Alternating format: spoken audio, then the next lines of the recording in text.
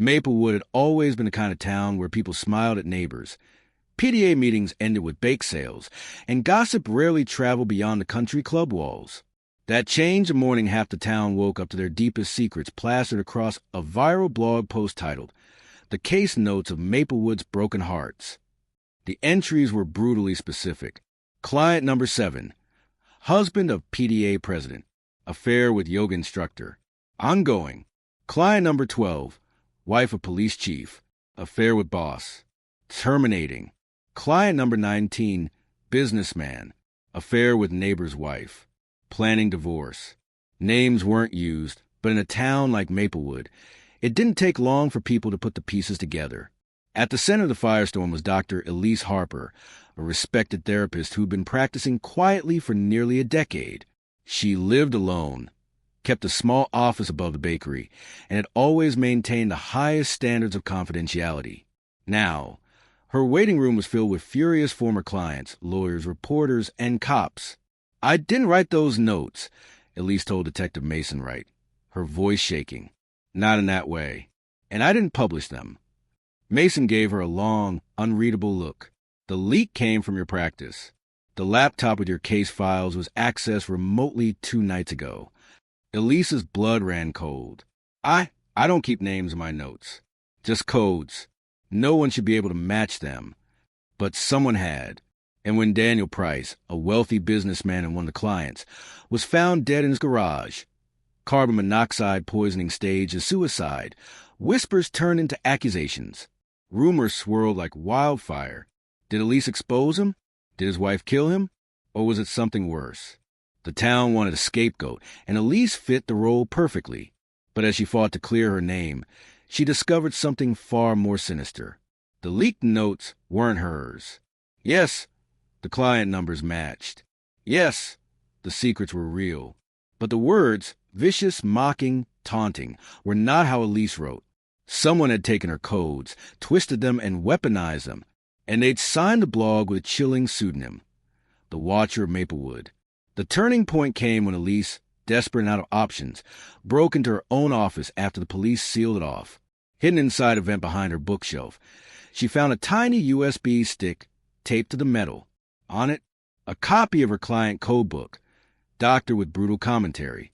A digital footprint traced back to Madeline Royce, a former client and Daniel Price's spurned mistress. Madeline had motive and a grudge. Elise brought the evidence straight to Mason.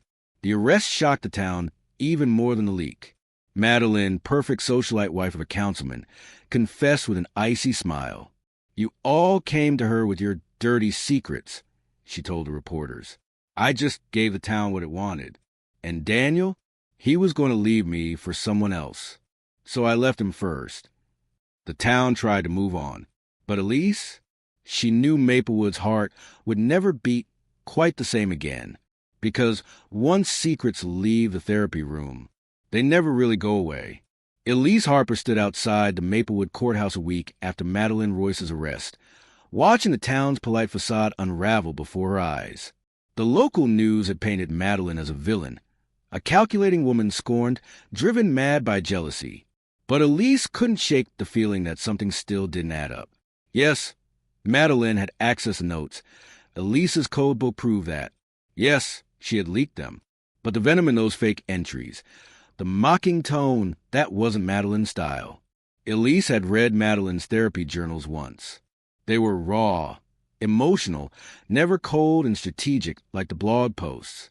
It felt like Madeline was a pawn in something bigger.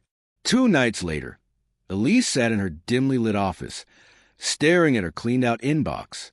The town had stopped calling. Her practice was ruined, even though her name was technically cleared. Trust wasn't something Maplewood handed back easily. She was about to shut her laptop when an anonymous email pinged into her inbox. Subject, "I'm not finished." Body, "You got the wrong woman." But you knew that already, didn't you? "See you soon, Doc." Attached was a single image, a grainy surveillance photo of Elise standing in her office, staring at her own reflection in the darkened window. But the photo was taken from inside the office.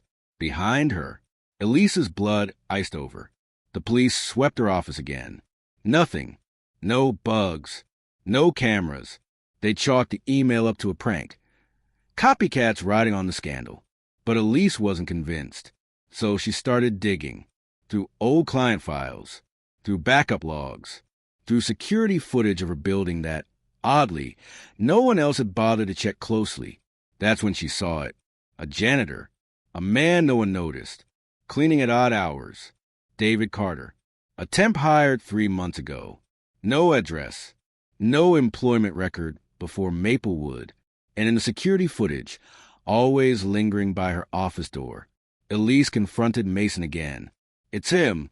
I don't care what it looks like. He's not who he says he is. Mason finally took her seriously, probably because by then another anonymous blog post had gone live. This time it wasn't affairs. It was about Mason's own estranged marriage. Things Elise had only discussed with him once in confidence, off the record. They tracked David Carter down at a rented storage unit on the edge of town.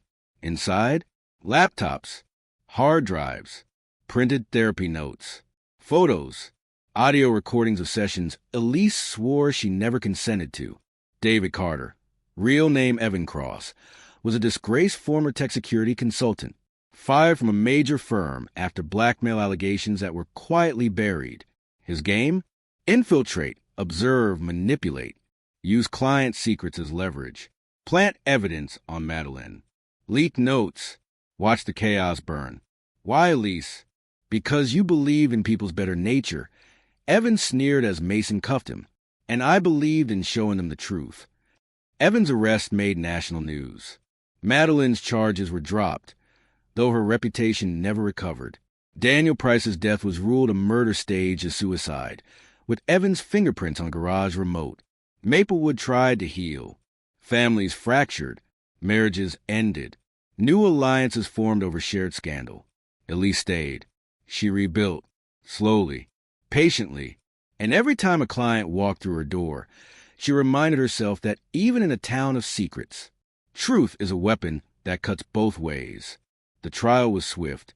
Evan Cross pled guilty to multiple counts: unauthorized surveillance, data theft, blackmail, and murder. His motive, as the prosecutors laid out, was revenge or money. It was control, power. Watching people destroy each other with their own secrets gave him the rush he craved. Madeline Royce walked free, her name cleared by law but tarnished by rumor. She moved away quietly, leaving her husband in Maplewood behind. Daniel Price was buried in a quiet ceremony, attended only by his estranged family. His death left a stain on the town that no headline could scrub away. And Elise? She stayed, against the advice of friends, against the whispers of neighbors. She reopened her practice, not for the town's forgiveness, but for herself. Slowly, clients trickled back. The ones who understood that trust isn't about never breaking. It's about rebuilding after it shattered. But Elise changed her methods.